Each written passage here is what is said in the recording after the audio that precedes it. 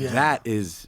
And there's no fucking AI that is can gonna do that. I'll say, like, I did this interview with Dwayne Johnson because when people are in these awards things, they sometimes have other actors interview them, and I did this interview with Dwayne and I asked him. There's this scene in The Smashing Machine where he's overdosed on drugs and his buddy comes to see him in the hospital. Yeah. And it really walloped me, this scene. I thought it was so great. And I asked him, and I was just like, can you just tell me about this scene? Like, he goes, no, we actually worked on it together. And I go, well, how did that scene come to be? And Dwayne goes, well, my father was an alcoholic, and I don't remember if he said substance abuser or alcoholic, but I didn't know the man. I don't want to impugn him, but he had a substance issue, whatever it was.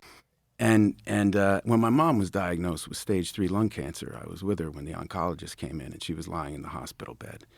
And when he gave her the news, she pulled the sheet up over her head, and I looked at her, and she just looked like a little kid, Like, so that, right, is 2 traumatic events from this guy's life, right, from his life experience, and the actor in him, right, sees this scene, goes into his memory, pulls these 2 things out, understands that they're appropriate for this scene, and he can marry them together in the scene, and then he goes and performs it that way.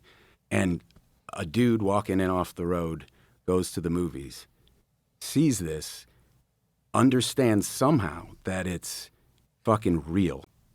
That is... And there's no fucking AI that can do that. You could have an AI understand Dwayne's face and move his face into different. No fucking thing could ever do that. The complications of real life experiences relayed. That is a completely human. That is an artist. That's a piece of art. Yes. Right, that comes out of a lived human experience.